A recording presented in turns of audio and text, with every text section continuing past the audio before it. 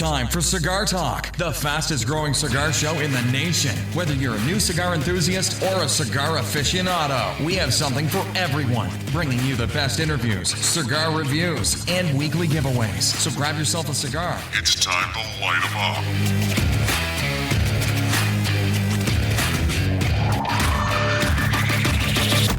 Welcome back to Cigar Talk. I'm your host, Rob Jones. We got Brian Falconer in the house. Thank you. Yes.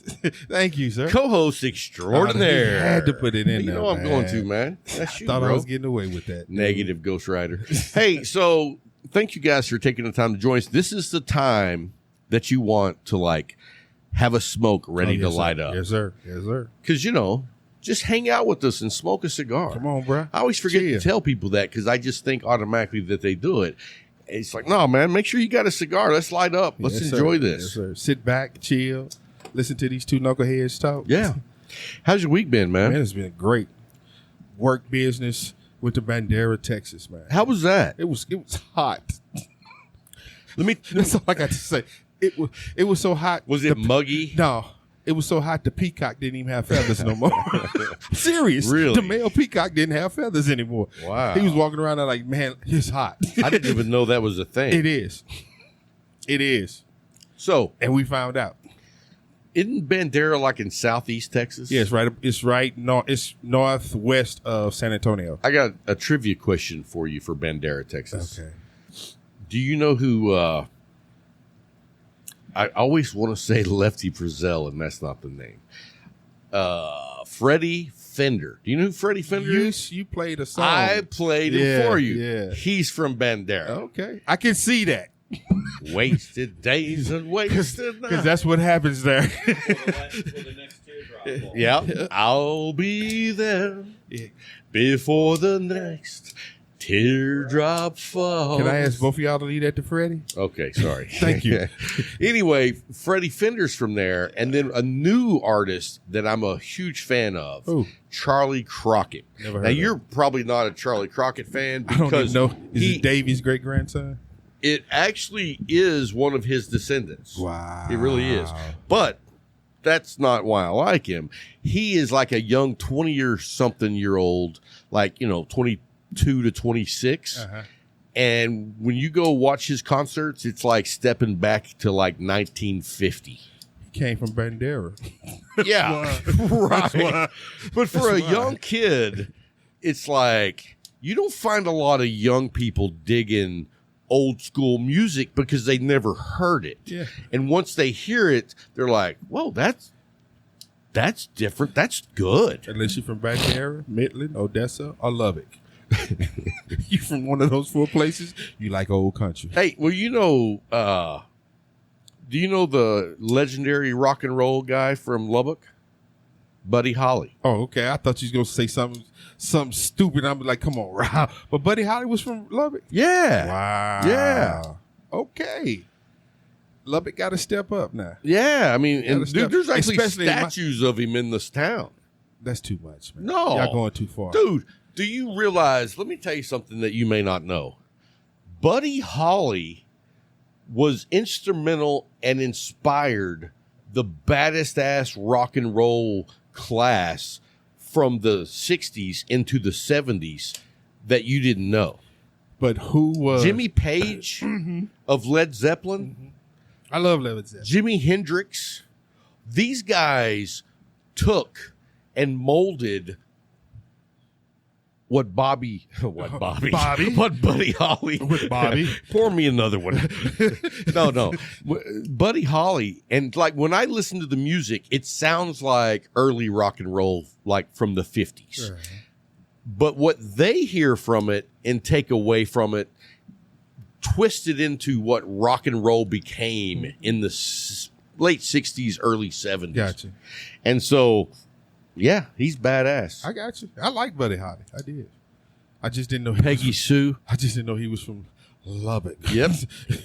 And the funny thing is I worked at a photography studio, and this studio had a basement downtown Lubbock that was a city block big basement. Got you.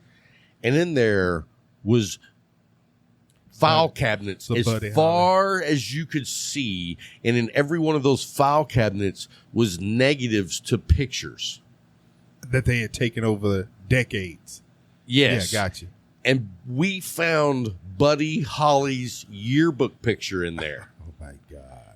Yeah. Those are the embarrassing things. And then, wait. The owner of the shop sold the negative of Buddy Holly's graduate picture. How much did you get for it? $300. He got robbed. I was like, He got robbed. I mean, I came into work and I was like, hey, where's the Buddy Holly negative? Because we kept it in like a display. And he's like, oh, somebody bought it. And I was like, I didn't know it was for sale. And then you found out how I much was it like, cost. how much did you sell it for? And he's like, $300. And I was like, dude, Dude, I'd have gave you $350 I would have given you $301.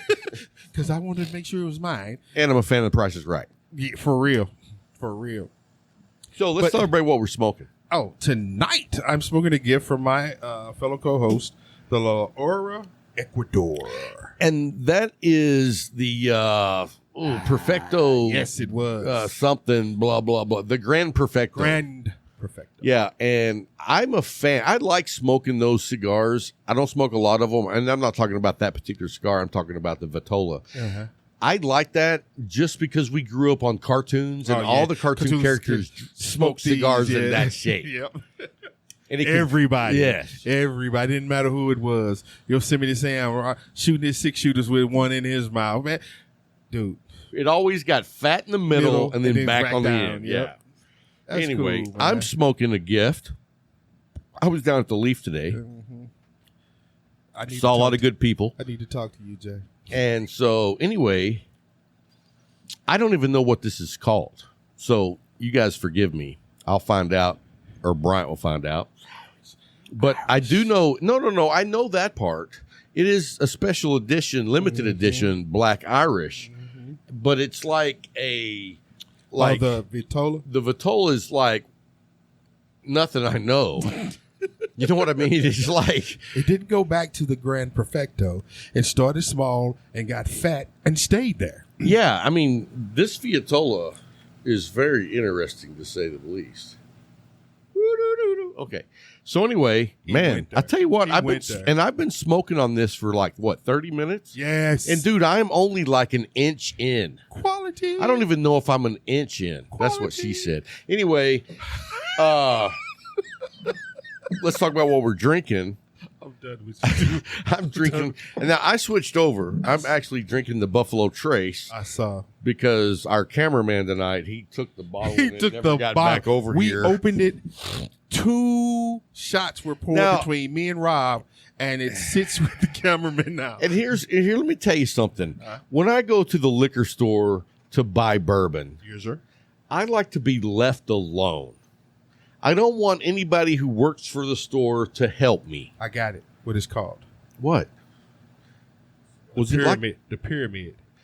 Okay, well, I thought the pyramid, Pyramid. That's Well, what the it's- pyramid is also like what the Partagas Black Yes. comes in, but it's not near Very as pronounced as no, that. nowhere near.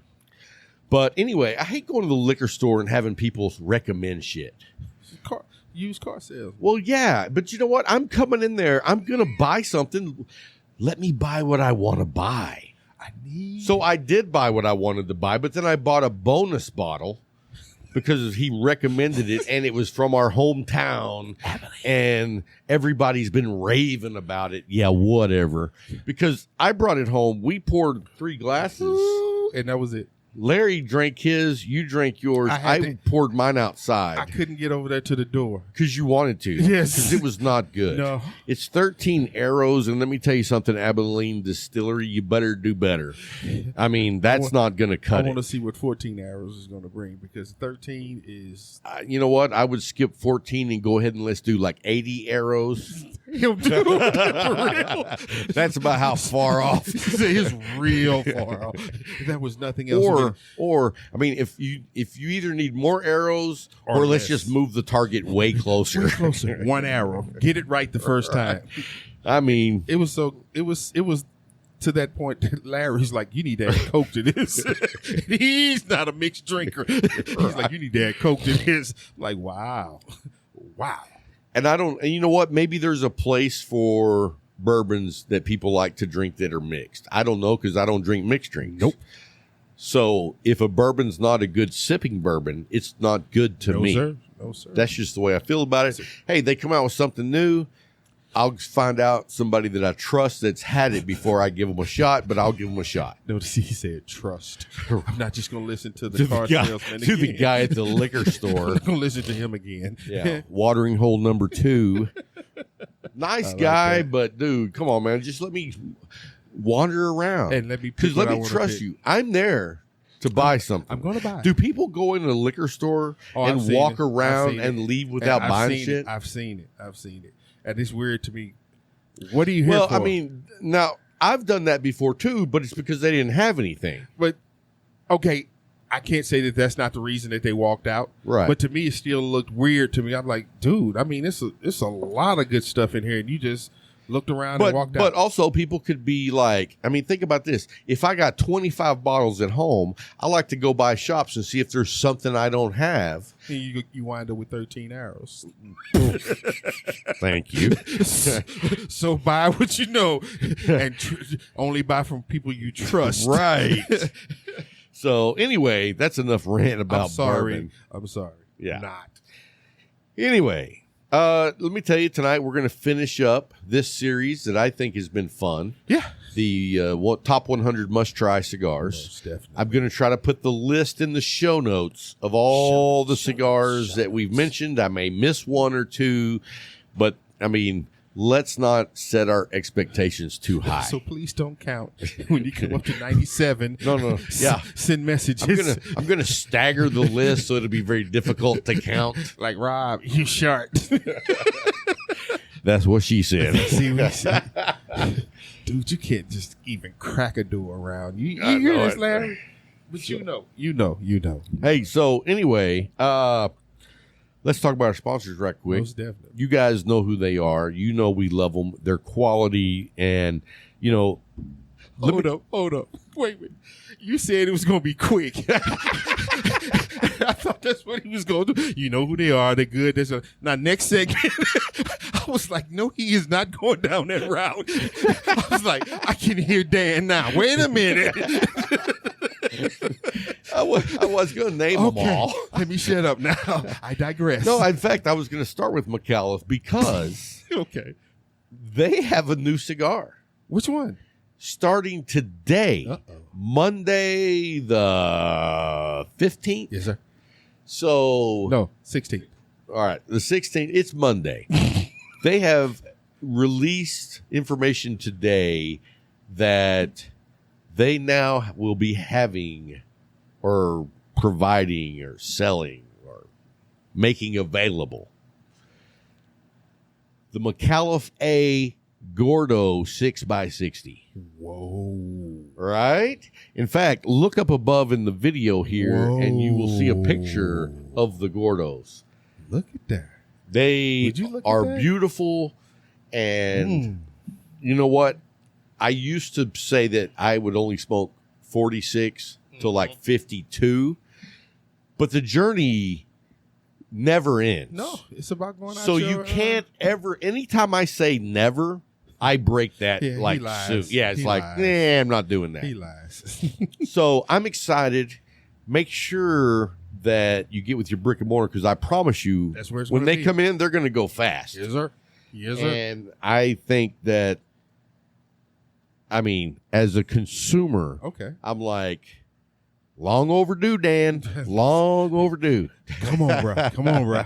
I'd love to see cigars come to market, Oh, come on. especially when they have the track record they do. When you know it's the Jamaicans, you want to see that track meet. Boom. So when you know it's McAuliffe, come on, baby. Come on. Hey, so our other sponsors is Viva La Vida Cigars. You guys know I love them. I've been on a kick with them. Me forever. Yeah. Club 500. Well, I mean, when And I are say you the Jester? kick, I mean, you know, like we're running like 14 million miles. I'm the anchor man. Not the anchor man.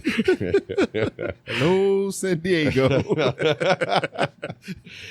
Oh, you know what I watched the other night? Talladega Nights. Have you watched that? I love that show. I love that show too. I'm on fire. Hey, I'm on fire. I piss excellence. I'm the best there's ever been. You the first or your last. I love that show, man. But Viva La Vida provides a great consistent cigar.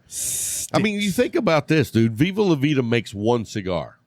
And it's great. They have several Vitolas of it. But when you make perfection, you dress it up. You can change the way it looks, but underneath the dress. Why did he go there, man? I mean, rapper. Oh my God. Dude, you know what I mean. We already banned in one place. What are you trying to do? Bangkok. Under the dress. No, of the rapper. wrapper. We got an email from the Bangkok government saying we're no longer allowed there. No longer. Surprise. Oh, okay. You know what I did? I brought out a map of the world and I'm like, all right, who's next? Thailand. Dude, we don't even want to talk about Thailand. I know. Holy crap. I feel for those people. Yes. So anyway, where are we at? We got Viva La Vida. Great cigars. Check them out. If your shop doesn't have them, order them up. Then we have Elegance. Dude. My humidor. You know what? That's what I keep, Paul. You know what's in there? It only has one cigar. Not one cigar. One kind. One kind? Yeah. Which you know what's in there? Viva La Vidas. That's just my humidor right now for Viva La Vidas. Ain't nothing wrong with it, bro. It's like I open this every day, all day long, picking out cigars. And then when I'm like, dang, I want something really good, I'm like, ah. We look like John Travolta and Samuel when they opened that case. Is that what I think it is? Exactly. It is Viva La Vida. In a Case Elegance box. Yeah. So, yeah. I mean, if you haven't got a Viva La Vida yet, let your store know you want them. Yes. And if you find yourself in need of anything humidor related, quality, man related, quality, leather bags, quality, watch cases, quality. So here's the thing. Look in the show notes, click on the Case Elegance, look and see what they have. Yes, sir. Put in the code Cigar Talk Coin, and they'll send you a medallion with our logo on one side and their logo on the other. And then our other one, the Leaf. I think I'm going to start working on this, and I'm going to ask you for help. I'm going to start petitioning with Jay to change the name of the Leaf. You about to cause a mutiny, man. Listen here. All right. The Great Leaf. The Great Leaf. The Great Leaf. I mean, we're not really changing anything except letting people know how badass it is. Just as long as he doesn't add 2 more leaves to that stalk. But no, leave it at the leaf, man. That's what it's known as, and it personifies that name. You know what I'm saying? Like I said, the first time I saw it, I knew it was 1 or 2 places. Then as soon as you open the door, I was like, yeah, this is where I need to be. This is where I want to be. Because you can smell the tobacco, the pipe tobacco first. And then when I walked in the humidor, I was like, you got to be kidding me, man. And then it was on 3rd Street. And that humidor was so packed in there, it was just like, it's more than what they don't have enough room for this. Right. And then we go to the Leaf 3.0, and we find out that you can have a humidor that looks like it's a mile long, and all that stock that was over there fills every shelf in there. Right. Every shelf in there. Absolutely, man. Everything you could possibly think of. If they don't have it, talk to Jay, and he'll find a way of getting it there for you. And that's what I love, man. He thinks about his consumers. He thinks about us 100%. Oh, yeah. 100%, man. Yeah, always. No matter. He listens. And that's in business, that's a great quality, especially today.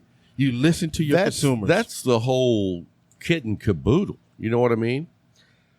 All right. So anyway, if you're interested in our sponsors, they're all available down in the show notes. And so, we appreciate you listening to the show. And if you want to support the show, support our sponsors. Yes. And also support us because we thank our Patreons. Oh, well, we usually say thank you to them at the end because we also put up at the every end of show, we have all their names on the last credit roll. Yes. And we have a great group of Patreons. I got on the next show, I'll share some news about some Patreon activity. I saw y'all was talking about me while I was in Bandera too. What'd we say? I can't say it on here. Really? Yeah. I was like, and they know I can't answer you know back. what's funny? You know what's funny? answer back. Hey, you know what's funny is that, I know what you're talking about. Yeah. Because I thought the question was to me. No, it was to me. And then whenever people started ragging on you, Yep. or they started they started taking up for me, then Jack said, I ain't talking about Rob. And I was like, my boss's boss was talking. I said, if he see me with my phone in my hand, I was like, ooh. Yeah, but here's the thing. Here's the thing I think you're missing. It's fun. It's fun. But how much would it have meant to the Patreons if you said, you know what? Fuck my boss and his boss and his boss. Hold up. First of all, the first word that went to PG-13 rating there. Hey, sorry. I forgot. Went right out the window. And then you said, this is when double R. And then you said, I will not lose my job for y'all. to come back on the things that I'm seeing going across the screen in front of me. I'm like, ooh, yes. Perfect timing. But it's all in jest, man. Because that's what we do. It's all we a have good time, fun, man. Yeah, Have fun. It is. I thought it was funny. Yeah, you would. So anyway, well, hey, let's start out. We're going to do a portion of the top 100 must tries. Okay. And then we have Lee Marsh. Marsh. Is it Marsh? Yeah. Because when the first time you said you were going to interview the dude, I thought you said Lee Marvin. I was like, where you going to the cemetery? He was like, no, his name. Oh, it's Marsh. I'm like, okay, I can deal with that one. Yeah, I'm pretty sure. I wasn't going with you to the cemetery, bro. You was going to do that interview by yourself. Totally. Wow. Nope. Yeah, I thought we were. We are. Yeah, it is Lee Marsh. We are that good, but I'm not. I kept wanting to say Lee Marshall, but yeah, Anyway, if you guys don't know, Lee Marshall is one of the. Thank you very much. Yeah, he's killing this man's name. Hey, Lou Bucky, for real, LeBuckian for real. So, if you don't know, he's one of the founders. I'm glad you just said he. Great pronoun. He's one of the founders of Stolen Throne. Yes, sir. And we got the pleasure of smoking those because of our brother Sean O'Connor. And I can't wait to see that guy again. Yeah, man. There's a lot of guys that can't wait to see it again. You know who I saw on Messenger today? Who? And I was like, dude, where's he been? Brian Anderson from The Leaf. I saw it. It was on Facebook. And it was on Messenger because he sent something on Facebook. He was smoking a stick. Oh, and I didn't see it. He put that. I was like, man, where Brian been? Well, I sent him a message today just because I saw he was online. Uh-huh. And I said, bro, where have you been? And he was like, I've been taking care of my parents and my brother. And I was like, oh, okay. I was like, dude, I haven't seen you in forever. I was just wondering how you're doing. How you doing, man? And I told him, I said, dude, when you get some free time, hit me up. Let's have a smoke, man. Yeah, let me know when you're at the Leaf, bro. I was like, dude, because there's still people from COVID I haven't seen. Man. You know what I mean? There's a lot of people that you get back together with after the pandemic, but, there's a lot of people that you don't remember. It's like, holy crap. Yeah. And then it's us not being there as much as we used to be. You would see everybody. It's like we would always see people. But after the pandemic, we're not there as much as we used to be. So it's like, hey, I forgot about him. Right. And you're like, wow. When I saw Brian, I was just like, whoa. Yeah. But you know who I really want to see? I've I've had a couple of conversations with him, but it has to be. If I was to blurt out what I was thinking, No. it would be so inappropriate. I know. That's why I'm glad. Well, you already blew the PG-13 rating out. But this would like piss people off. No, I'm glad you didn't blurt it. But San Diego Jack, man. Oh, I miss my know, bro, dude. man. Yeah. I miss my bro, man. Yeah. And it's weird because he left right before COVID. Yep, he got out of it right so before. it was just like timing, and then it shut down shortly after he left. Yep. But it almost is like the other people that you lost contact with COVID because it was the same time. Yep. I want to see Zaka back over sitting in the chair talking noise. Right? Right. He's sitting back over there just throwing jokes out like we didn't hear him. Bro, I heard you. I heard you.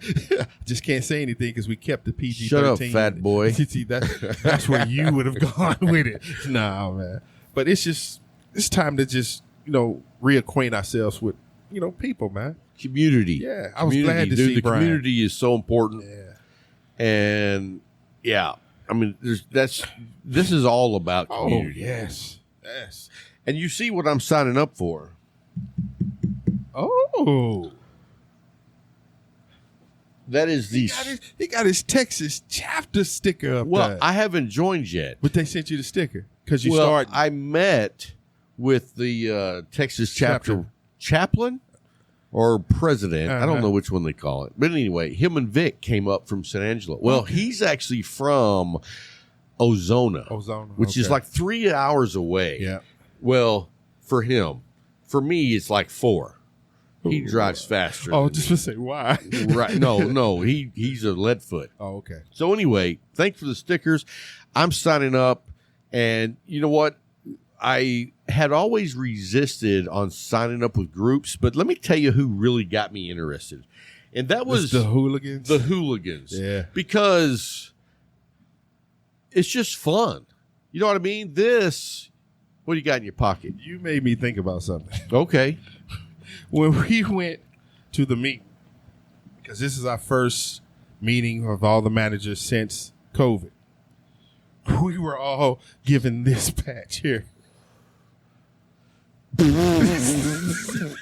By who?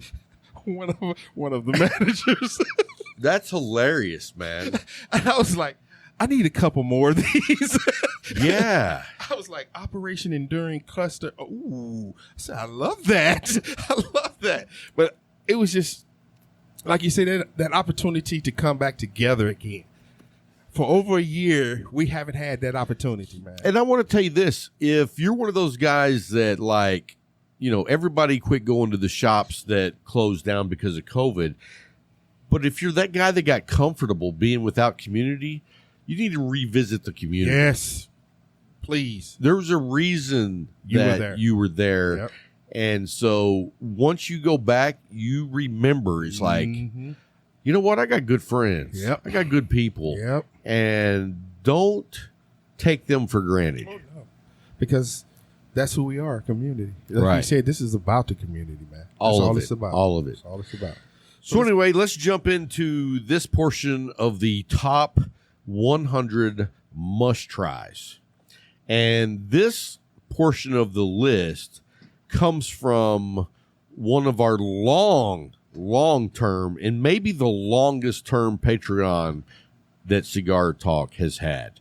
And that is Big Adam.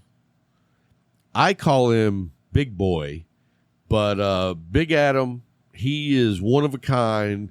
And I mean, talk about a community guy. This guy does so much for the community. I mean, I know you have all different levels of cigar smokers. You have casual, you have some guys that just smoke, for celebration.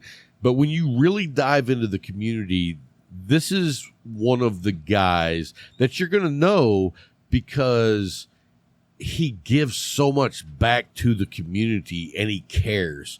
And that's one of the reasons that we saved Big Adam's portion of the list to the last show. And so, I mean, Big Adam has been with us just about the entire time. I can't remember a time he wasn't with us. Yeah, I mean, really I think that he has been with us because I talked to him. Wait a minute, with beard and without beard. You know what? That dude has the biggest, thickest beard. I mean, if you needed to make a rope, Tricard, something. So anyway, all right. Well, we're gonna quit bragging on Adam because that dude. Yeah. We don't want him to get the big head. Although the his big head beard. could be bigger to fit the beard. He's getting married. Wow. Yeah. Congratulations. Yeah. Bro. Congratulations. And I want to say, Adam, forgive me, but I thought it was in October, but it possibly could be in September. I know it's close. Real close. If it's September, it's real close. Yeah, yeah. And so, they've been together a long time. Yeah. I think they're really good together. Okay. And so I'm excited for him. Make that move. He's 29 years old. He waited to 29 to get married. Smart man. Because you know who you are, where you are, and what you want now. Yeah. Yeah. Well, I waited. Me and my wife did get married till we're 26. First time I got married, I was 22. That was dumb. Remember, notice I said first time. The second time I was in my 40s. I was like, okay, I'm better now. I understand life a little bit better. I'm not as crazy anymore. That wild Brian is gone. So. Me too. She said me too. All right, so let's start out with the Tatawahi Series P. Never had it. I was just going to say, I ain't heard of that. I've said this before, I have not journeyed the Tatawahi line. I want to because what I have smoked has been fantastic. So that one's going on to the top of the list for me. Okay. Then we've got the Cavalier Genevieve Black Label. I don't know that cigar. I've seen it. I haven't seen it. I've seen it. I have not smoked it, but I've seen that. Yeah, I don't know that cigar. Saw it on Instagram. I'm gonna have to look it up because I want to smoke it. Now, here's one that we've seen on many of the lists, and let me tell you what: when you hear multiple guys giving a cigar, that tells you it's good. Yeah. And this one is the Viva La Vida Club 500. Great stick. Chalk it up, baby. I mean, that one, I would say that one's been named already 3 times. Yeah, and people know me, so it would be 4 Right. with the honorable mention. Well, coming up after the interview, me and Brian are going to give our portion. Yeah. And then the next one that Big Adam has, the Alec Bradley Tempest Nicaraguan. Good smoke. I haven't had that one. Dude, are you serious? Serious. Wow. That's like not a very expensive stick, but it's got nice. Do we have it? Well, yes, we do. Okay. I will It's find the it. one that says Tempest, and it's kind of got that copperish bronze colored band. Okay. Maybe more copper. Okay. And then, and this is going to be the 3rd time this has made the list. The Stolen Throne, Crook of the Crown. And we got Lee Marsh coming up on the show. And I told him that we had already people name his cigar to our top 100. Yes. And he was just like, that's awesome, man. We appreciate it. That's what it's about, man. You give congratulations to things that are great, and that stick is a good stick, man. It really is. Congratulations, Lee. Dude, here's another one that's been on the list. What? The Plasencia Almafuerte. Come on, man. And if you get it in the Figurado, Come on now. that's one of my top 10. Come on now. I think that's a phenomenal stick. Come on now. Then the next one is the Roma Craft Whiskey Rebellion. Whiskey Rebellion. That's Great a go-to. stick. That's a go-to. That is a definite must try. Yeah, because remember somebody brought one of the members of the Leaf, Matt. They brought them a. Looked at Larry. Forgive me. He got a case bought for him as a gift. Yeah, Really? Yeah. Jason bought them. Wow. Yeah. Nice. Yeah. It took him a year to smoke them. I was like, "You a smart man." He said, "I smoke one every once in a while." I said, "Keep doing that. Keep doing that because you enjoy them for a long time." And by the time you get to the last one, it's a year old. It's a year old. Wow. Okay, the next one on Big Adam's list is the Rockefeller Maduro Lancero. I haven't had it. I've had the Rockefeller Maduro, and I believe I had it in the Robusto or the Toro. I don't recall. And it was a great stick. I've never had the Lancero. So, and I'm not really a huge Lancero guy. We know that. So, you know, Adam, but he'll grow. You could have done better. He'll grow. He'll grow. The next one on the list is the Raymond Busso Genesis, the Project. I've had that stick. Me too. It's a good stick. Yeah. And it's not a very well known, but man, But when you they find it, just put out quality. Yeah, when you find it, you'll be happy. Here's another one on the list. Big Adam's go-to, Viva La Vida Torpedo. You know, It's amazing how many times. dude, and you think about how damn good their cigars are. Like I told you, I love the Torpedo. Yeah. And then I loved the Jester. No, the Club 500.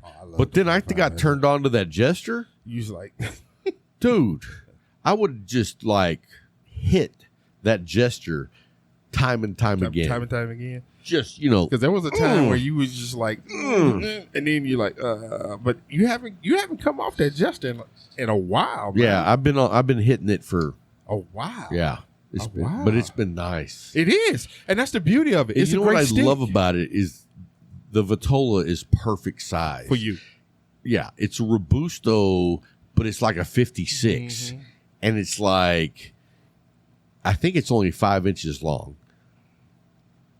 Maybe a little shorter. That's what It she may be said. 4.75. That's what she said. But dude, it's 4.75. it is a phenomenal stick. Come on. Phenomenal. Anyway, that's going to wrap up Big Adam's part of the list. We're going to go to a quick break here. When we come back, I'll be interviewing Lee Marsh from the Stolen Throne Cigar Company. Yes, sir. Great interview. Yes, sir. Don't miss it. And then when we come back, we will finish up the series of the Top 100 Must Tries. Yes, sir. So don't go anywhere. We'll be right back after a quick break.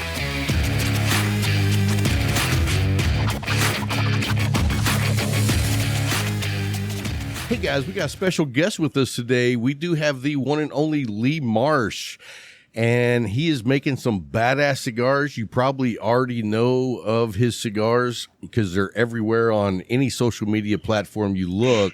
You've got the Stolen Throne Cigar Company. How you doing, brother? Doing great, man. How are you? I'm doing good, man. I'm excited to have you on the show. I'm going to tell you right now, I've only smoked like 3 of your cigars because they're not like everywhere I am, but whenever I get an opportunity to get one, man, I tell you what, man, you guys are knocking it out. That is a great cigar. I appreciate it, man. Did you have the crook or the call? The call. Yeah. And I tell you, your cigar has made it on the list of, and this is the final episode, but we did a 4-part series of the top 100 must try cigars. And your cigars made the list. That's awesome, man. That's really cool. It's funny. I'll tell you a funny story. We're very consumer centric, right? Like I was a cigar nerd. I'm still a cigar nerd. So I care about the consumers. And when people give us accolades, or, when the Crook Robusto got 100 out of 100 and was winning cigars of the year when we were 4 months old, it meant a lot. But, we really just are more in tune with our consumers and our retail partners. The funny story is we were actually in a magazine and I had no idea. Oh, really? Yeah. Like one of the editors texted me months later. He goes, "Hey man, are you interested in doing this? You were in like our episode last year." I said, "Nope." Thanks. Right? I appreciate that. Yeah, and that's awesome that the accolades come, but it's impressive that you're more in tune with the consumers and your retailers because that's where the rubber meets the road, so to speak. Oh yeah, for sure, man. I mean, we were super lucky when we got started, and we sold. In my mind, I always tell the story, and it's 100% true, and I tell it because it's really more of an ode to the consumer and the support that we've received from the cigar community over anything else. We sold our first 10,000 cigars in 3 weeks and we only had like 4 or 5 accounts. No way. Yeah. That's that's awesome, man. So it's really important for us to pay attention to our retail partners. We don't, like you said, we're not everywhere, and we probably won't ever be anywhere. We're very big on partnerships and working with the people that took a chance on us, man, because the hardest thing is always getting shelf space and always getting your product in the hands of the consumer.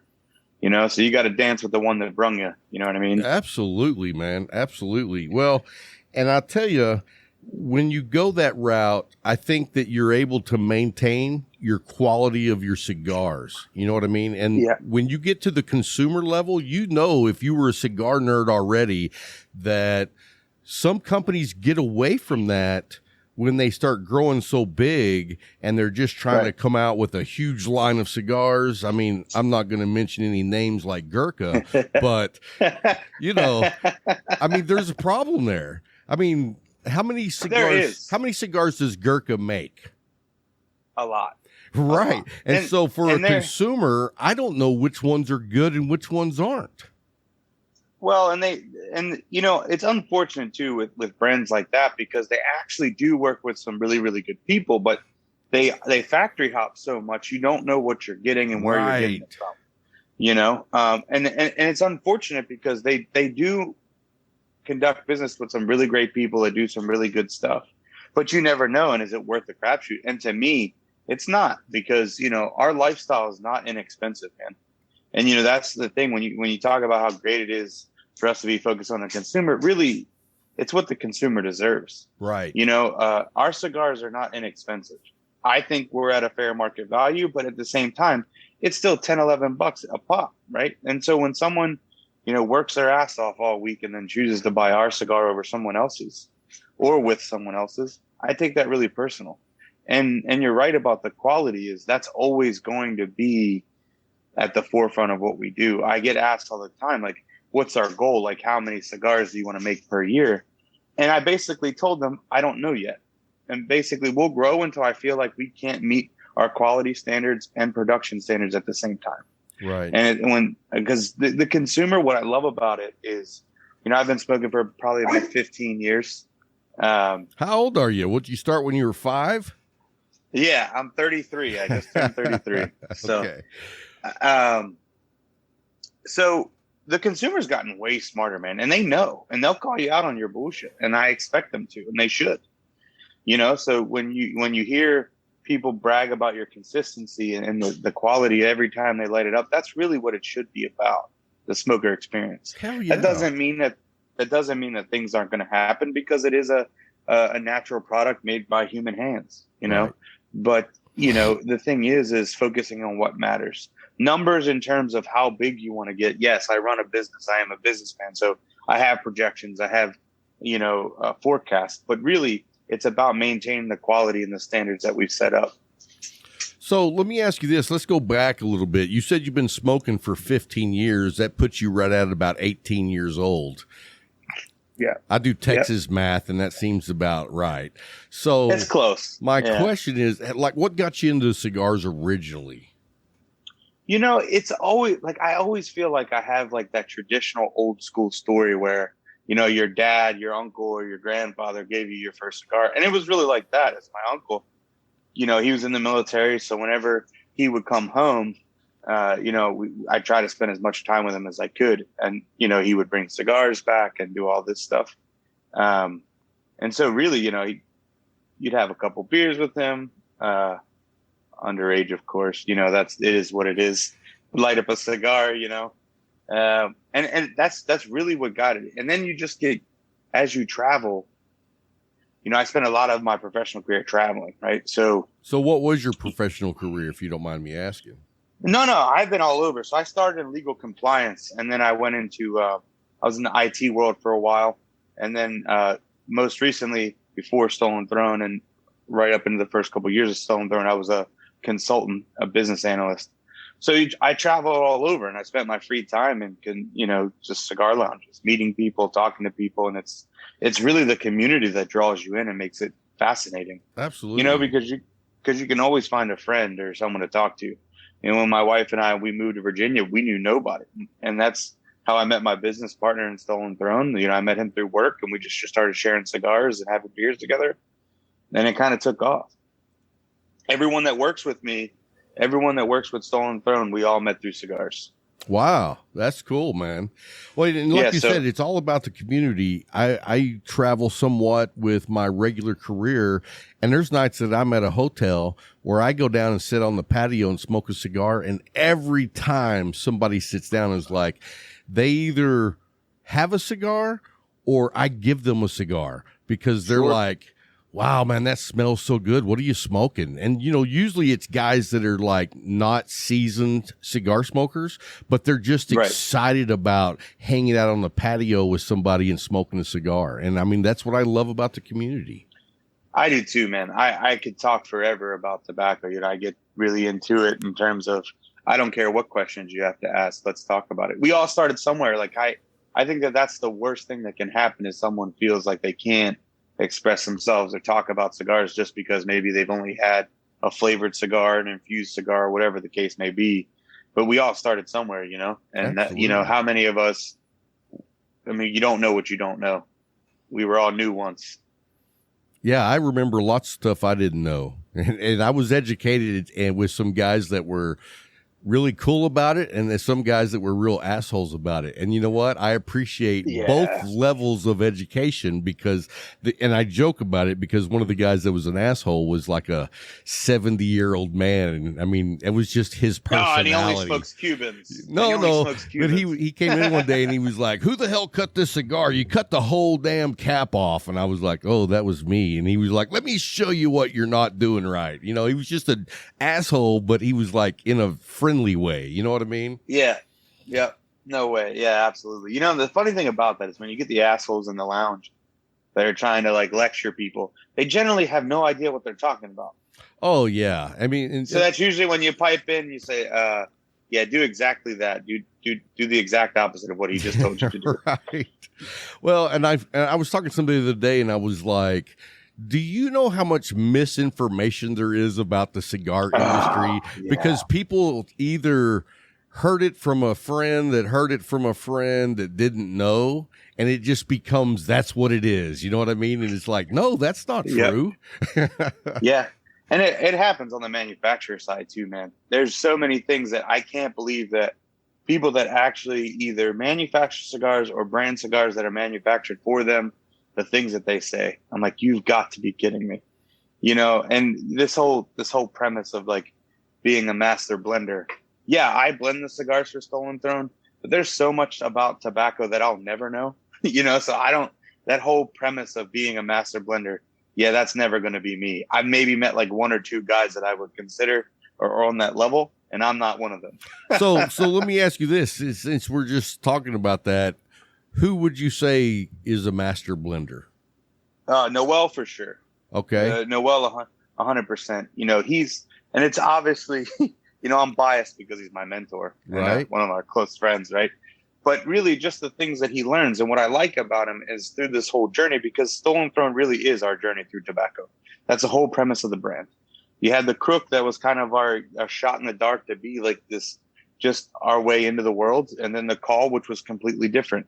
And the Three Kingdoms will be completely different from that. But he was really good about sharing like mistakes and what went wrong and letting me learn on my own and then telling me why it was a wrong idea. Like, you know, so he's really good at teaching and sharing the knowledge too. And, you know, and we've been lucky enough to have farmers along the way, the guys that are actually producing our tobaccos, like Carlos Paredes. Like that guy teaches me so much, and it's unbelievable. Like it's really cool what these folks know. Like I love spending time down in Nicaragua, and I just went back for the first time since COVID in like May, and I'm getting ready to go back in September, hopefully. Yeah, we've been trying to get you on the show for 2 months, and you've been a busy man. Dude, it's been nonstop, man. It's I mean, we're very blessed. We're very lucky, of course, but you know, we spent a lot of time, you know, we get asked why we didn't go to the show.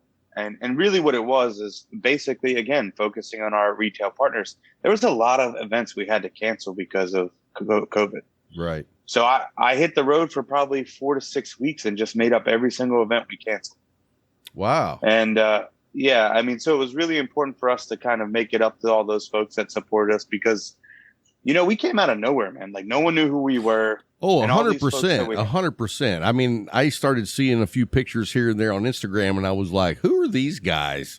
You know, I didn't know nothing about them. And then I start talking to guys who are fans of Cigar Talk, and they're telling me about these cigars. They're like, man, you got to try them. In fact, my first trying was one of our Patreon members sending me some. He was like, oh, you got to try these cigars, man. And I was like, sweet. And then I tried them, and then I'm like, now I got to find them. So, you know, that's half the battle. That's the best part. hey, well, you know, and I don't know if you're a bourbon drinker, but I mean, I'm sitting in front of my 300 bottle collection. all right. So, you know, I told my wife, you know, she's like, what are you going to do today? And I'm like, I'm going bourbon hunting. And she's like, I don't understand that. And I go, you can't understand that. It's the same as cigars. Cause I love going places that I normally don't get to go to see what cigars they have. Just like when you go to a liquor store, you're hoping to find something that you just don't have in your humidor. Oh, that's right. That's 100%. My wife, you would think by my bottle collection that I'm an alcoholic. I actually don't drink that much. I might have a pour or two, maybe a week, if that. Generally, the guys come over and drink most of my stuff. Same when they're in the lounge. When they're in the lounge here. But yeah, you're 100% right. Because where are you located? I'm in Abilene, Texas. Oh man, I tell you what, Abilene, Texas. I tell you what, I don't know what's wrong with you guys down there, but no one drinks Weller Special Reserve down there. That is every true. Time I go, that is true. Every time, man. Every time I come down to because you know we got a blending factory there in Richardson, and every time I come down, I either leave clothes behind or I just bring an empty suitcase and put half gallons of Weller in there and bring them back with me. Nice. Yeah, because getting it here in Virginia is impossible. See, now in Virginia, can you get Eagle Rare? Yeah, we can get Eagle Rare. We can't get Eagle Rare. I mean, that's the one that we love, and I mean, you can't get it anywhere. I've actually found 2 bottles in the last year. Next time I'm down, we'll work something out. Hell yeah, you let me know. So, but yeah, no, I mean, you're 100% right. Like, that's the whole part of it is the hunt. And really, you know, the destination marketing of it. We find people that believe in what we're doing, that get behind us, and we can get behind them. And it makes it very easy. Like, business is very easy to conduct with those folks. And it's worked out, man. It was a complete shot in the dark. Like, that was the model that I wanted to go with because, like I said, there was a few people that wanted to give us a shot. And so here we are in our 3rd fiscal year. This is our 3rd year on the market. And, you know, we're in 125 stores in 5 different countries. You know, we're nationwide and international, luckily. So it's all because these folks got behind us and the consumers. I would say, I just did the calculation the other day. It's like 87% of all our new counts were captured by word of mouth. Wow. Just consumers. That's what you want. Yeah, I mean, you know, we're the traditional, like, you know, the Waylon Jennings outlaw style. You're from Texas, you get it. Hey, you know, he's from Littlefield, Texas. Yeah, we don't advertise. We don't even have a website, man. We run everything from our social media. I know. To prepare for this interview, I was going to go research you, and there's no website. I was like, yeah, you can't. The only thing I can find is it's either Instagram or in person. No, man, I love it. Right, it's one of those underground. If you know things. That's just, to me, I really love the grassroots of the brand, and I'm trying to hold on to it. Like, the guys that work for me, they're giving me a hard time. They're like, we need a website. I'm tired of doing all this swag sales directly. I'm like, So I'm eventually, I will tell you, I'm eventually going to break down. We are working on a website. So,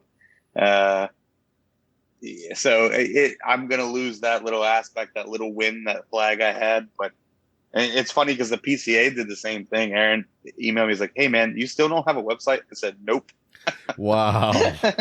That's awesome, man. Well, and I'll tell you, we actually just got rid of our website. And one of the reasons why is because what you see right here, I'm the guy that does everything behind the scenes. And it was just too much for me to maintain, and the value that we were getting from it. I was like, you know what? We've got all these different connections with people, and right now I just don't see the benefit in it. So the juice ain't worth the squeeze. You know, part of our thing is being able, I understand, obviously, from a traditional business sense, I understand the usage and the ability and the reach of a website.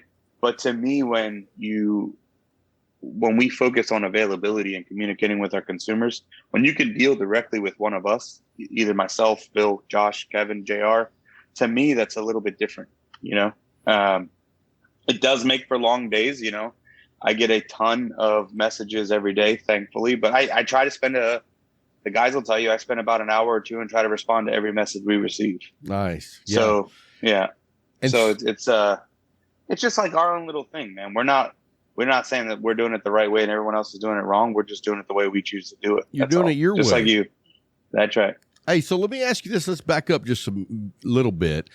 How did this all come about? I mean, I know you're a cigar nerd, and every cigar nerd either wants to open their own lounge, have their own cigar, something along those lines. But, you know, that's just a fantasy for most guys.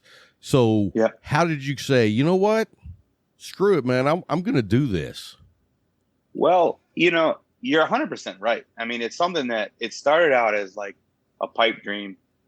You know, we just it's stuff you always talk about with your friends, like, oh yeah, we're going to do this, man. We're going to, you know, build this garage, or we're going to do this one day, you know, constantly kicking it down the road. And JR's a lot older than me, you know, so when he retired, he basically showed up. He was like, look, you're young. I get it. He's like, but I'm not. He's like, so get off your ass and make this happen. And really, that's what it was. It was just basically that conscious effort to, all right, if we're going to do it, we got to do it, you know? And I love that, because that was the moment that it was like, you know what? Let's quit talking about it, get off your ass, and let's roll up our sleeves and get after it. Well, and you're right too, because it's like one of those things where I'm one of those people. If you're going to do it, you're either, what do they say? There's no way to be halfway pregnant. Right. You're either pregnant or you're not. So you got to go full in. So I knew how it would end up being, and it was a lot to take in for sure. Because really, you know, a friend of mine and I were talking about this the other day. Like when you have nothing, taking risks to be better and build something is really a no-brainer. You have nothing to lose. It's on the opposite side when, you know, here I had a new family. I just finished my executive MBA. Like I had a successful career. Like I had no real reason to take this massive risk where I was going to sink hundreds of thousands of dollars into a startup company that may not work. Right? Like people talk about the Crook and how great it is, but at the end of the day, you don't know that when you're starting the company. Right. So essentially the whole premise is you're making a cigar that you like, because if you can't sell them, you got to smoke 10,000 of them and you just wasted $20,000. You know, so it's like, you know, so, but I knew if we were going to do it, we were going to do it what we interpreted to be the right way. I lost your video. Oh, there you are. Yeah, I don't know. I don't know what happened there. So, you know, that's why here we are 3 years on the market, 5 years into the company. And, you know, we have farms. We have the new factory with Noel, the Rojas cigar factory, and setting that infrastructure, because we didn't want to half-ass it. You know, we wanted to do things our way, but we wanted to make sure that we weren't here today, gone tomorrow, you know? And it's taken a lot, man. It's taken a lot, but the fact that we were able to do what we've been able to do, it's purely up to the consumer and the retailers, and we're super thankful. I mean, I tell people, and it's true, you'll hear the story, but all I wanted to do our first year was sell 20,000 cigars, because that's not a lot, right? That's not a lot. You know, we had the Crook and Robusto and Toro, and basically I was like, okay, if we can sell 20,000, that means we went through 2 production runs, 2 orders. We got a little foothold. You know, we're growing, right? You're planting the seed, and we did over 100,000 cigars in that first year. Wow. You know, with just 1 cigar and 2 Vitolas. And, you know, it's been a roller coaster ever since. I think that is so important for new guys coming into the business. I see companies that come out and the next thing you know, they've got 12 different cigars in a year. And I'm like, man, you can't focus on 12 different cigars. I mean, maybe 15, 20 years from now you can, but not when you start. So the fact that you came out with 1 cigar in the beginning, that's monumental to me. That tells me that you were focused on quality. Yeah, I wanted to do one thing really, really well, not a bunch of things okay or Right. good, you know? And I can't tell you how many people in the industry that I respect, and they were 100% trying to be helpful, all called me an idiot. They're like, oh, you got to offer like a Connecticut and a Habano. You're going right to a Maduro as your first cigar. I said, it was the best cigar I could make. I mean, when we blended it, I let the tobacco do the talking, and that was the best cigar that I could make at that time. And my thought was, no one knows who I am. Why would I go into a retailer and try to sell them 6 or 7 facings? Hey, it's a lot easier Right? to get into a cigar shop if you've only got one. That's right. That's right. I mean, that's 100%, smart. man. And we did everything we could, like our displays. Like, I don't know if you've ever seen our retail displays, but basically they can hold both vitolas of each cigar we offer in the same space that one cigar box of somebody else holds. Nice. And really, it was the same premise because we wanted to get on the shelf, and we knew that was going to be the most difficult obstacle, because you're going to have retailers, and we've heard it. Like, you know, I like your stuff. I see that other people like your stuff, but I don't like boutique brands because I can't trust you guys to be here in 2 years. And there's really nothing you can do with that as a company that's 3 or 4 months old. All you can do is, like, you know, we're setting ourselves up to be here, but our actions are going to speak louder than me telling you that, you know? So yeah, it was very important for us just to focus on quality cigars and do the best we can with what we had. And then we felt like doing it with one cigar was the best way to do that. And now every other cigar after that follows in line. Well, let me ask you this. I got 2 questions for you. One, are you guys taking on new accounts at brick and mortars? And the second question I don't want to forget about, so I'm going to ask you now, is how did you meet and form a relationship with Noel? So I'll let you take the first question first. So your first question, yes, we are. We just we kind of slowed down onboarding because of COVID. So COVID, like everybody else, just killed us logistically, you know. And what we wanted to do is, as we started, because luckily our production never stopped, but getting things into the country became super, super difficult. So we had huge back orders that we were able to clear out and kind of catch back up. And we wanted to, you know, repay our retailers for being so patient. So we kind of slowed it down as we were getting our orders, because our inventory moves so quickly, man. Like, on a normal order, an account probably has a shot at getting 1, maybe 2 orders before we're sold out. So because we had been out for so long, we wanted to give those retailers a chance to kind of move product a couple times. So we are through that period. We are taking new accounts now. We are starting to onboard as things get back to a little bit more normal. I mean, right now, the biggest thing is bands. Getting bands is super difficult. Luckily, we make our own boxes, so that's not an issue for us. But, you know, logistically, it's still trying to figure out what normal looks like. But yeah, we are taking new accounts, and we've been adding them as quick as we can. Yeah, so, and to answer your second question, you know, it's funny because the cigar industry it seems a lot bigger than it really is. Like, the majority of people know everybody, you know, and from traveling around, you know, from having conversations with Island Jim in Pittsburgh. My wife's from Pittsburgh, so I spent quite a bit of time at the Leaf and Bean when I'm up visiting the in-laws. And he was like, man, what?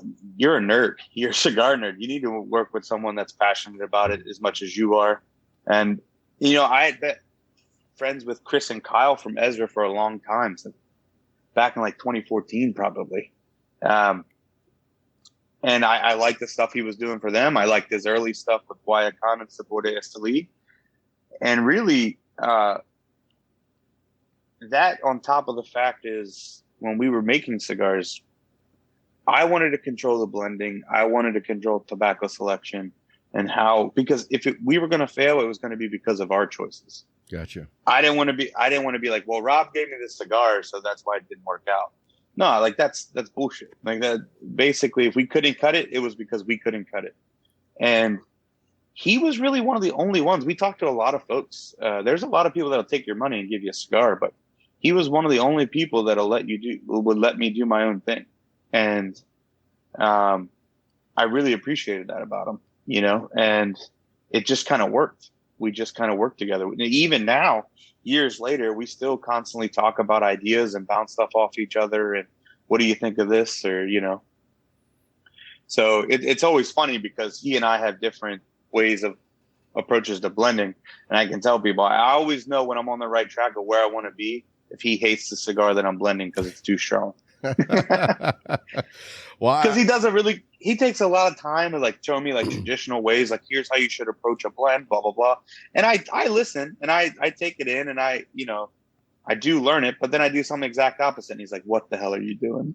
Well, I mean, and there's something to be said about creating your own style. That's right. So, I mean, you want to learn what you can learn from someone who you consider to be a master blender, but at the same time, you don't want to replicate exactly what they do.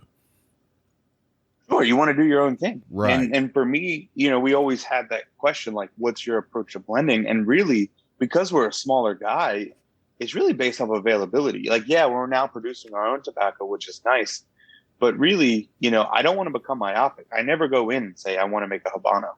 I want to make a Connecticut. Like, I never do that because I just feel like the opportunity cost is too great. Like, what am I missing out on because I'm so stuck on doing this one thing? Right.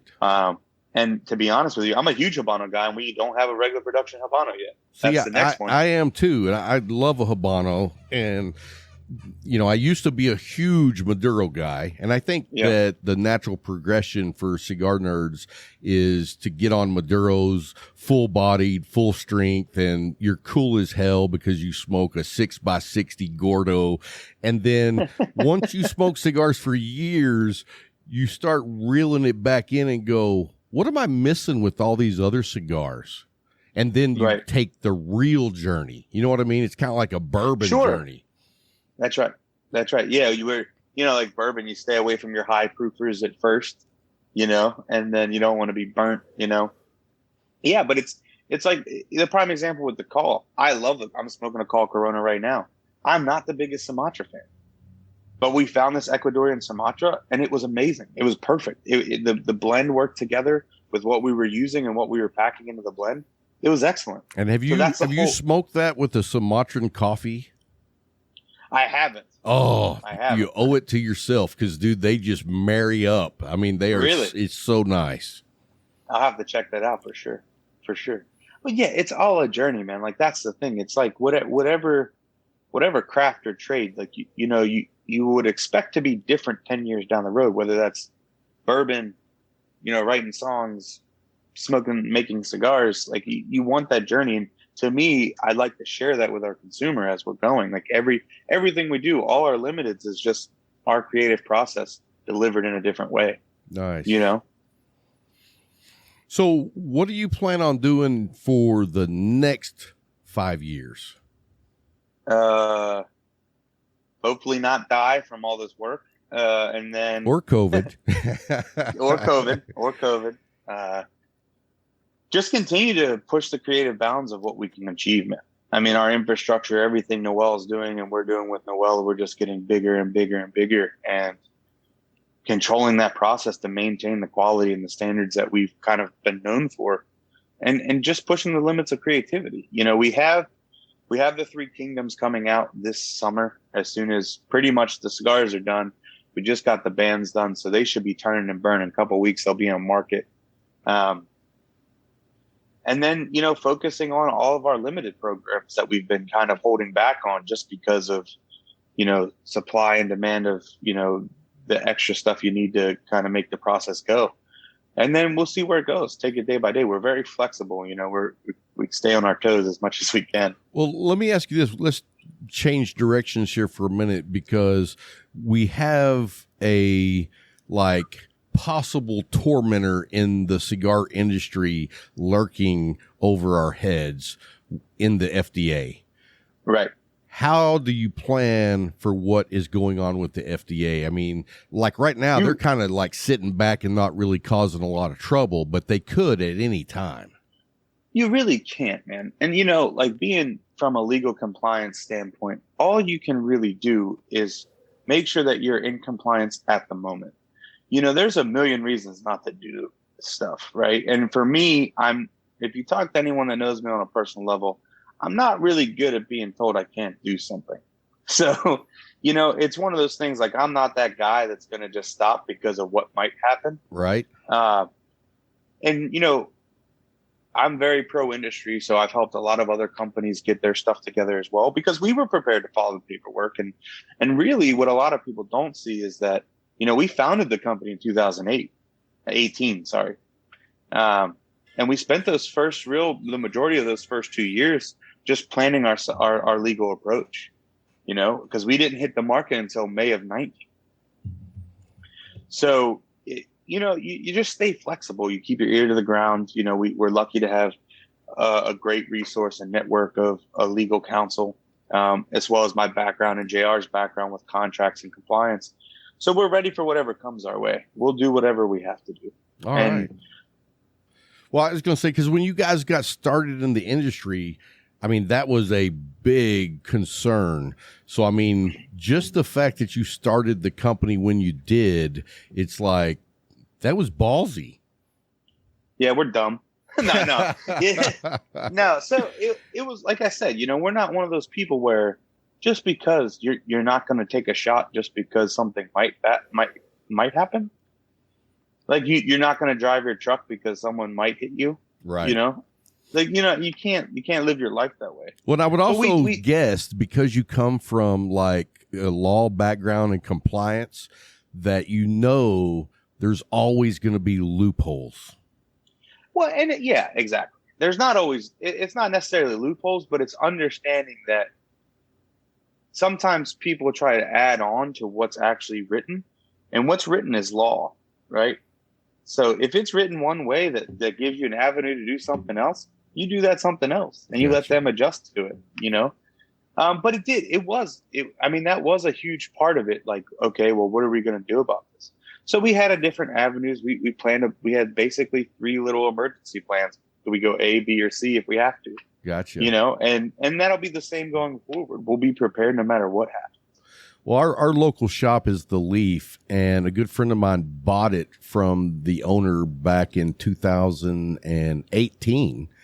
And so, I mean, to me, that was also, because it was not cheap. It was a lot of money to put up to buy a cigar shop. And to buy a cigar shop in the midst of all the FDA rulings and who knows where that's going to go, I was like, that's a passionate guy right there, because he's saying, sure. You know what? I'm going to open a shop. And since then, he's moved to a new location and made it 10 times better than it was before. Yeah, I mean, he's even more ballsy than me, because he's basically banking on guys like me and other manufacturers doing what's necessary to stay in business. Absolutely. Right? And we live in a town where you're not allowed to smoke indoors in any business except for cigar shops. And that could change at any time, because the political mindset in this town is completely nutso when it comes to smoking. Yeah. It's funny when you get out of the country and you go to like, Austria or Switzerland, and you can smoke wherever you want. It's a completely different experience. You get that shock and awe of, wait, I can smoke here.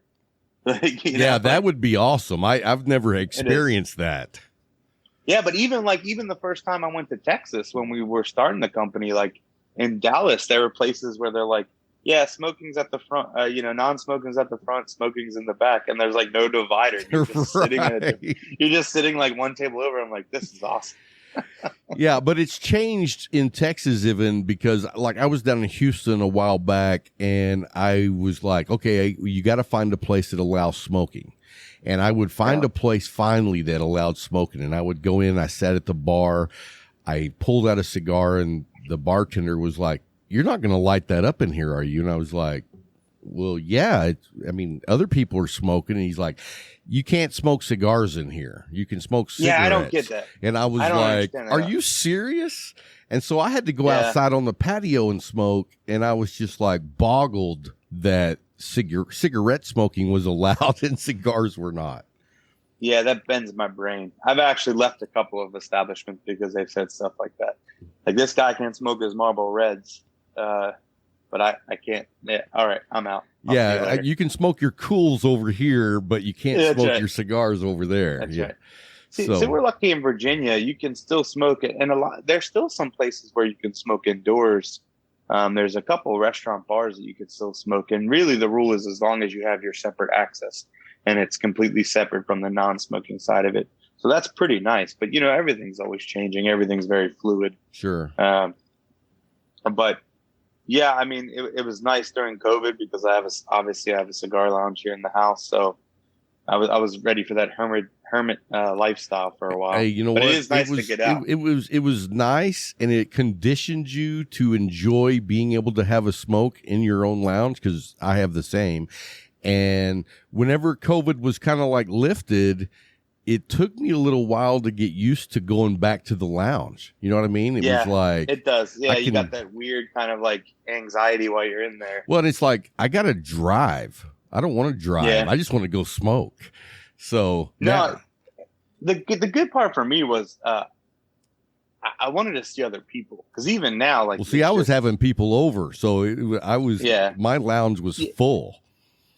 Yeah, so we have a little girl, so we kept it really small. Like, basically, the guys in the company will come over and smoke here and stuff. But really, once it started to lift up and started opening up the first go around, it was nice just to get out and go see other people, get out of the house for a second. Yeah, and for us, what was so incredible was, while COVID was at its max, is whenever Jay moved the Leaf from location to a different location. So when we came out of it, we had a whole new lounge, and I mean, a brand new experience waiting for you. Yeah, and he's knocked it out of the park. Hats off to him. And I'm going to talk to him about your cigars in the very near future. Yeah, absolutely. We'll get him in touch with Phil. He's our southern manager there. So yeah, well, he's right there in San Antonio, so we can work it out. Well, my last question. Well, actually, I have two, but I'll start with the second question. Tell everybody where they can find connection with Stolen Throne Cigars. We're super active and responsive on Facebook and Instagram. Give us a follow, reach out to us. All your brick and mortars, we're nationwide. If you need help finding a brick and mortar, we're also available on cigarfederation.com. They're our official online retailer. We work with Luxury Cigar Club. We're part of their club. Whatever you need, just reach out to us. We'll get you hooked up. Very nice. And then my last question is, when are you going to be in Texas? We need to hang out and smoke, brother. Yeah, I'm coming back. Actually, it's funny you say that. I've been getting harassed pretty frequently by the folks down there. I need to get back. I was going pretty frequently. And then this last trip to Nicaragua, Noel stayed in Nicaragua. But I will be back to Texas probably in the next month or so. Okay. And I'll definitely hit you up. We can hang out. Yeah, let me know. All right, man. Well, hey, thanks for the time. Thanks for coming on and just being yourself. We appreciate the transparency and just seeing who you are behind the brand, and we really appreciate that. Thank you so much for having me, Rob, man. You be safe, all right? All right, man. Take care and have a great weekend.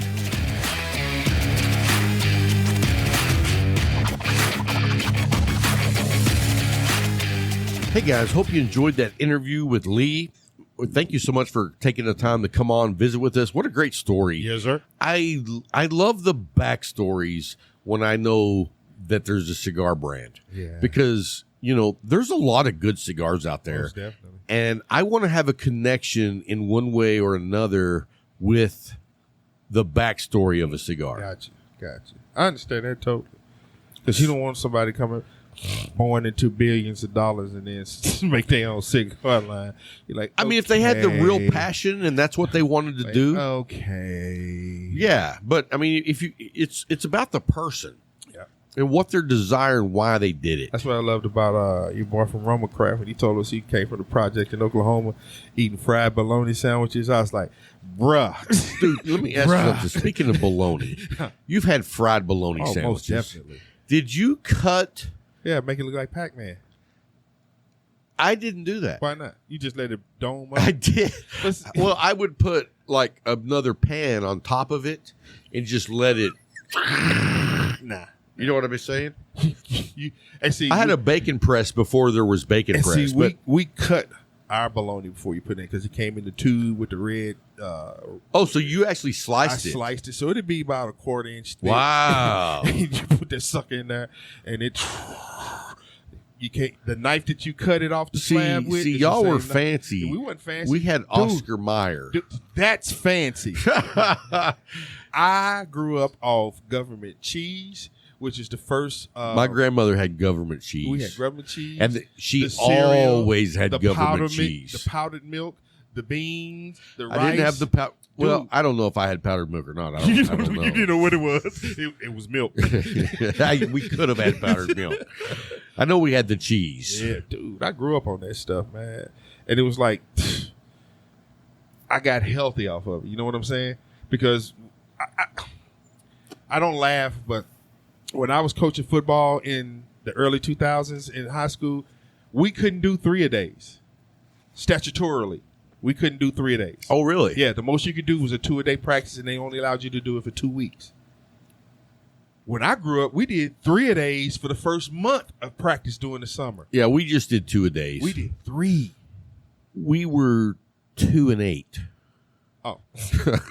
I think maybe we did 1-a-days. I don't know. Just show up. Just show up. But then, it's like we grew up under those, they say now, harsh realities. Right. But it really wasn't harsh to us. It was just every day. It was every no day. different than what we did when we weren't at school because we played all the day. time. You got on your bike, your mama kicked you out the house. Dude. Right after the cartoons went off at 9, 10 o'clock in the morning. You were gone all day, and you might be playing football, baseball, riding bicycles, running. any kind of basketball, anything that was competitive. And you drank water out of the water hose. You let it run for a few minutes because you had to get the dirt off of there, but you still put it in your mouth. And you didn't want to be drinking the hose that had been sitting out at 107 degree weather. You had to let that cool off a little bit. You had to let that stuff run through there a little while. But and we grew to be healthy, man. Today, it's like they got energy drinks and everything else, and then they can't do more than a 2-a-day for 2 weeks. I couldn't do a 1-a-day now. Dude, I couldn't be a coach now. I'm telling you. You get older and you understand. I understood why the coaches hung around their trucks. I'm so out of shape, I could barely do Stephen Hawking. And bro, this dude said Stephen Hawking. I'm done. I'm so glad you didn't have it. You did take that picture over there on it. Sorry. We are not going to be able to. We can't broadcast anywhere. It's like, I heard of this cigar talk show. Where is it? Nowhere. Making fun of that dude. Of everybody. But man, it's a different world now. It's a different world. Dude, it is, I don't know if it's because of our age or if it's really how fast the world is progressing. Like, I feel like evolution is in warp speed right now. Evolution is in warp speed. It is. I don't know. I really don't. But I don't know. Maybe it's just because I'm older. Yeah. And I see it. Yeah, you see it differently. Back when I was, in my 20s, I didn't see nothing except for what was right in front of me. Yeah. Because that was all life was. What's happening right now? What am I doing tonight? Yep. What's happening right now? I don't know. So anyway, hope you enjoyed the interview with Lee. Yeah. We are going to jump right into finishing off the top 100 must tries. 100. So let's just bounce them back and forth. All right. I'm going to give you two. I'm going to give you two right off the gate. Okay. So I'm gonna jump off with. No. I'm giving you two right now. Oh, you're going to give me two. Okay. You know what I said? I'm giving you two. I didn't know if you were going to let me do two or you were giving two. No, I'm giving two. I got you. Go ahead. So right out of the gate, I'm going to go with the Project 40 Natural Good and stick. Maduro. Good stick. Because if you haven't tried those are great sticks. Good sticks. They really are. And the thing about it is, I don't even know which one I like more. Do I like the natural more or do I like the Maduro more? Because they are so different, but yet they're both so good. That's a good issue to have. Absolutely. Because the natural, I love in the morning with coffee. Yeah. And then for me, the Maduro is a great afternoon, late evening stick. You know what I mean? Yeah. I just think, and so if you haven't tried that one, I think that's definitely a must try. And I mean, it's under $7. Can't beat it. So can't beat it. It's like a sore pecker. You just can't beat it. There we go again. PG. Anyway. We tried to regain the PG, and he just kicked it out the window. Kicked him in the ding ding. Again. He So made anyway. sure it stayed outside. All right, what you got? You said 2. Oh, those 2 were the 2. Okay. I thought you was like a 1 and a 1A. So I'm going to go the Padermo Reserve Maduro 10th anniversary. Oh, great stick. Great stick. And You know, then- in fact, I was at the shop earlier today and I was smoking with Nathan and Gary and Gene. Uh-huh. And Gene was smoking the 25th or the 20th. One of those two, the 20th 20th. anniversary Maduro. Great stick. Great stick. And then Gary was smoking a Perdomo. Wow. And I think he was smoking. Ponytail Gary? Yeah, because there's no diggers. And he was smoking one of the Perdomos. Okay. And I don't recall which one it was. I know it was a Maduro, but I don't remember which Okay. Vitola or Gotcha. series it was. My next one is going to be Fine and Rare 2015. Oh, nice. Nice. Well, then I'm going to bounce right back at you with an Alec Bradley Rare and Fine. No, Fine and Rare 2019. I knew you was going to go there. That was already on my list. If you haven't tried that cigar, and I'm going to tell you right now, if you haven't smoked cigars for more than a year, you're probably not going to get what it is. But the more experience you get, you enjoy the excellence and refinement of a quality fine stick. Oh, yes. And to me, that's also a top 10 right there. Yes, sir. That's a top 10 for me. Yes, sir. All right, so what else you got? Next 2. It's hard to find, but it's coming back.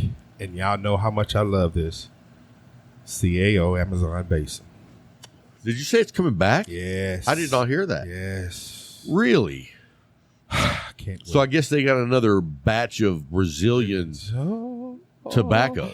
Oh, I'm so thankful. That is awesome. I'm so thankful. Well, and my next one is also a CAO. Look at you. Look at you. Look at you. The V21. Dude. Larry, is that what you're smoking tonight? He said done. That's what he was smoking tonight. And how was it? It was good. Larry says it was good. So, and, you know, to me, like there's a few CAOs I don't care for. Uh-huh. I mean, and they're the bottom tier cigars in my perspective. Gotcha. But the good cigars they make are phenomenal. Phenomenal. And And so, that Amazon Basin is phenomenal. absolutely. All right, what do you got next? Sin Compromiso. Very nice. Very nice. You can't. Hear me drop the mic?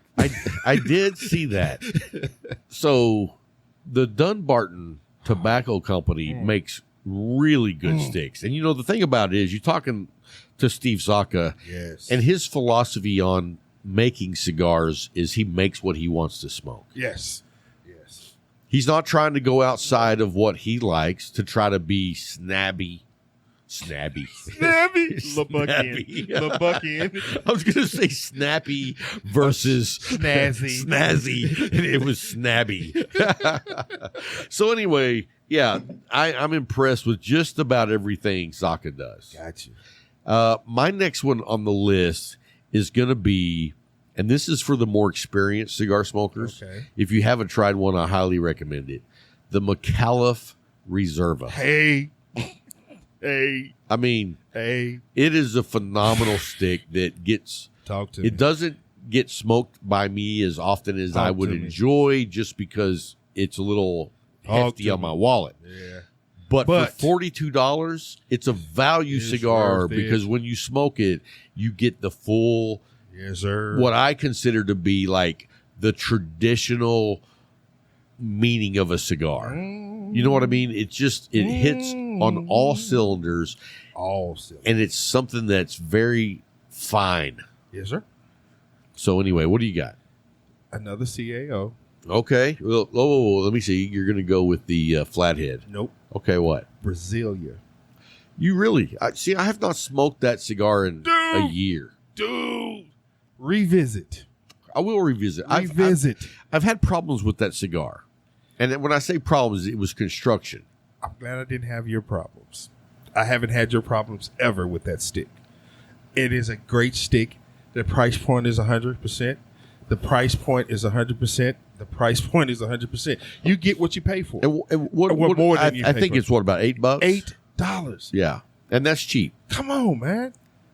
And I can't say anything else about it. I agree. I mean, I'll revisit that one. Thank you. And that's what the list is for. Yes, sir. It's cigars that you should try. So my next one on the list is going to be a Tatawahi Fausto. I recently have been introduced to that stick. It's been one that I've really enjoyed. I recently got a 6x48 Vitola on it. It's the something Churchill. Okay. Maybe it's the half Churchill or something. I don't know. But phenomenal stick. Gotcha. What else you got? Roma Craft, Baca Bantu. You know, that's one cigar I have not visited as much as I'd like, just because it's not on the shelf. Yeah. But the Baca, the times I've smoked it, is a very rich tobacco. Yes. It is like when you smoke it, you're like, Yes. I don't even know what the flavor profile is, except very like exquisite tobacco. You know what I mean? I love it, man. And as much as people saw me smoking it just this year, you can understand why. The price point again, the quality, that ride that you take with it, even the Jenga, Jingy, whichever one, however you want to pronounce it. Roma Craft makes a great Baca series. That's all I got to say. They really do. Yes. And I like all the Vitolas that comes in. Yes. So here's one that's going to throw you for a curve. Talk to me. The Martinez, we just got them at the shop. Did you know Jay got the Martinez? No. And I think I'm going to have to look at my damn picture to make sure I tell you which one it is correctly. But, excuse me. This is the Flatiron Maduro. You see it right there? Yeah, I haven't had that one. Let me tell you what. You need to have it in the very near future. But let me tell you something that caught me off guard because I haven't smoked it in probably a year. Uh-huh. It's full strength. You want to eat something before you smoke it. Okay. I'm listening. Like for me, it was fine, but I noticed it. But for a regular guy, it's full strength and then some. So you got to get prepared for it. I would recommend going after lunch or after dinner for one. What do you got next? Next is one that I love. I picked up a couple before I went to Bandera. The Definition Cameroon. Nice. You know how I love that Cameroon is so oily smooth. It's it's just not a good stick. It's a beautiful stick. It really is. It's a beautiful stick. The Vitola, the ribbon instead of a band. I haven't had one where it wasn't a stack of dimes on there. The construction, the flavor profile, that Cameroon, man, it's just like, it's something about that. Well, let me tell you my next one. When I say must try, Talk to me. I'm echoing it over and over in your ear on this one. Must try. Try. The Tabanero Maduro. Yeah. I'm telling you right now, that's in the running for my cigar of the year. It is. And I was talking to Zeka the other day, and he ordered some Tabanero cigars. And I was talking about the quality of the construction, the blend, the smoke, the whole experience. Okay. And he said, I cannot disagree with anything you said.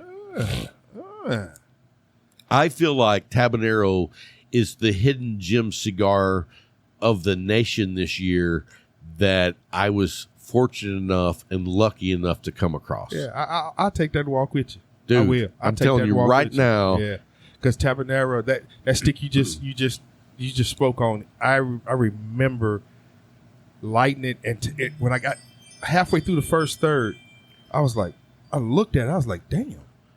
Yeah. This is a good stick. Right. And it's like, it's hunting cigars and bourbon is something that I enjoy doing. And a lot of times when you go on the hunt, you find something good. You find some gems. But I'm saying you find some good average stuff. Yeah. When I found Tabanero, because you told me, I was blown away. Yeah, you told me. I was like, and I'm going to tell you right now, I try a lot of new cigars because people send me stuff. Yeah. And a lot of times I smoke it once and then that's it. Yeah. And they were not bad, but they weren't special. Uh-huh. Tabanero was special. Lit me up. I was like, holy shit. Got you. Bro. So anyway. My next one's staying in the Cameroon. New World. Cameroon series. Dude, if you haven't, and you know what? That was not on my list just because I have high expectations that if you listen to this show, you've had it. But if you have not had it, that's a must-try cigar. Got to try it. Yeah, it you really have is. To try it. Because it, especially on a Saturday morning with coffee, dude, that's my relaxation stick right there. I did 2 Saturdays in a row where we met up there. I had to have that stick with that coffee because the way it paired, it was like, this is a wake up. And it's such a mellow stick. It's like, it's not light, it's mellow. Yeah, it's beautiful. It really is. Hats off to AJ on that one. And that's like a under $8 stick. Crazy. So my next one is going to be the Perdomo ESV Maduro. Did you drop your mic? That's a great stick. Mic, and to me, that's another stick. And that's going to be in the $12 range.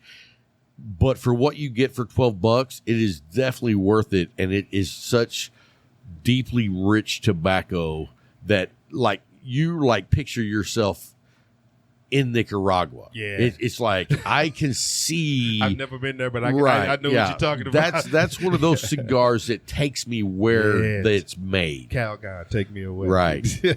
What's the next one? Espinosa Cigars, Comfortably Numb. Oh, very nice. Very nice. Remember, we smoked them on the show, bro. Remember that night? About a year ago. Yes. I went home, and a friend of mine, Sean, blessed me with another one. I was like, I know that stick.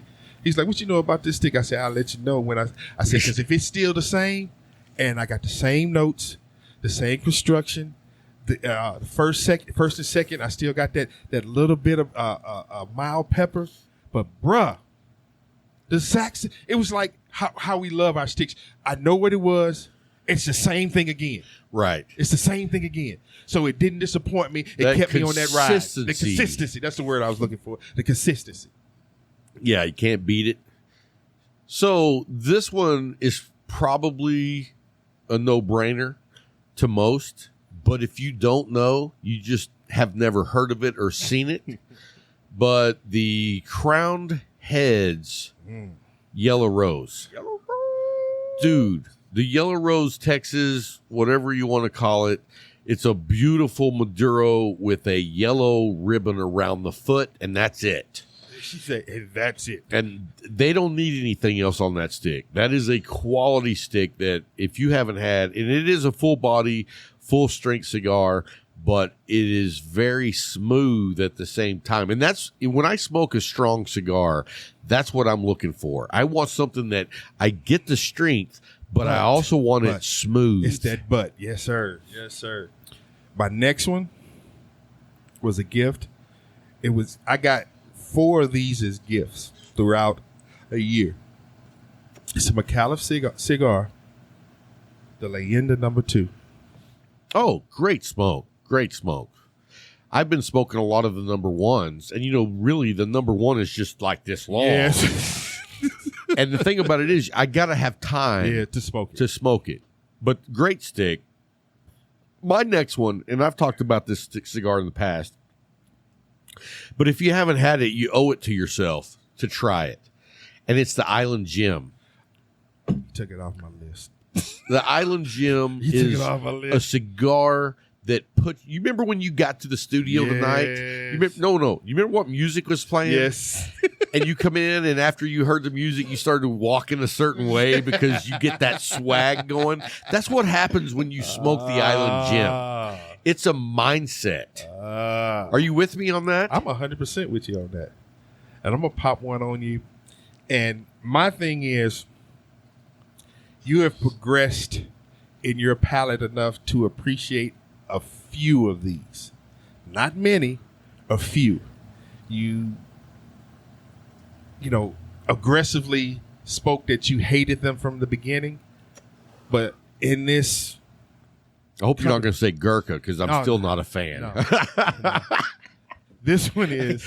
I brought Gurkha up on the interview. No. Monte Cristo 100 Days. That was the one I bought I bought a case and that was nice. See? That was nice. And you know what? I still have fun joking around about Monte Cristo, but I'm going to tell you right now, I'm at the point now where I've smoked enough Monte Cristos that I can say they make some good sticks.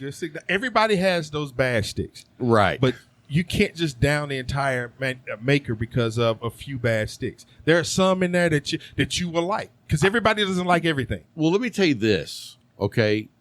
The one experience I had with Monte Cristo that I did not like was I smoked like the classic Connecticut. Okay. And it was so freaking light, I couldn't even tell I was smoking. You thought you were smoking a Salem? No, I thought I was just puffing imaginary. So, but here's the thing. It wasn't bad construction. It wasn't bad quality. It was just too light for me. Yeah. And so I can't say that I've ever had an issue with the Monte Cristo as far as construction. No. And so, just that one just wasn't right. funny. And I will say this: I'll go ahead and add a Monte Cristo to the must try.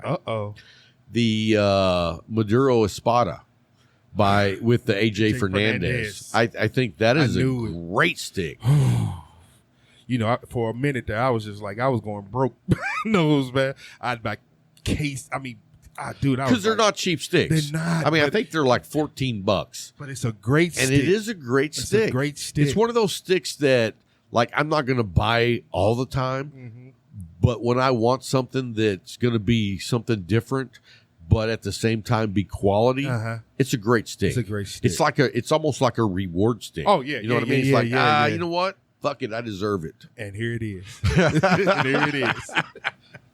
My next one is one that people know. If they know me, they know I love a few sticks, and this is one of them. And I even got Sean to smoke one, and he said that he liked it. The punch egg roll. I saw Sean post a picture of the egg roll not long ago. And you know what? I can't argue with that pick. It's not a go-to for me in any form or fashion, but it's a good stick. I enjoy it when I smoke it. It's my go-to at punch. You know what? It's a good stick. So anyway, I think that's going to wrap up this year's 100 must tries. Must try. We're going to try to do it at least once a year because there's so many good sticks out there. And we continue to, like you said, he goes on that hunt. Bourbon hunting and cigar hunting. And we find gems. And people don't know about them. We didn't know about them. Right. Until you went out and you actually said, okay, I'm not going to go to this section right now. I'm going to go over here and I'm going to see what's here that will spark my eye. And then you're like, why was I not looking at this before? Because this is beautiful. Right. You know what I'm saying? So, man, hey, bruh. I mean, every year we come across so many great sticks that we didn't know about. You know what? We should talk to me. Maybe next year, instead of the top 100 must tries, we're going to do newbies, like the top 30 hidden gems. I can do that. You know what I mean? I can do that. Because a lot of this list should not be hidden gems. It should be readily available. Yeah. But I highly recommend you try them if you haven't. Yes, sir. Anyway, guys, that's going to wrap it up for this week's episode. Hope you enjoyed it. Until next time. Keep smoking. Boom.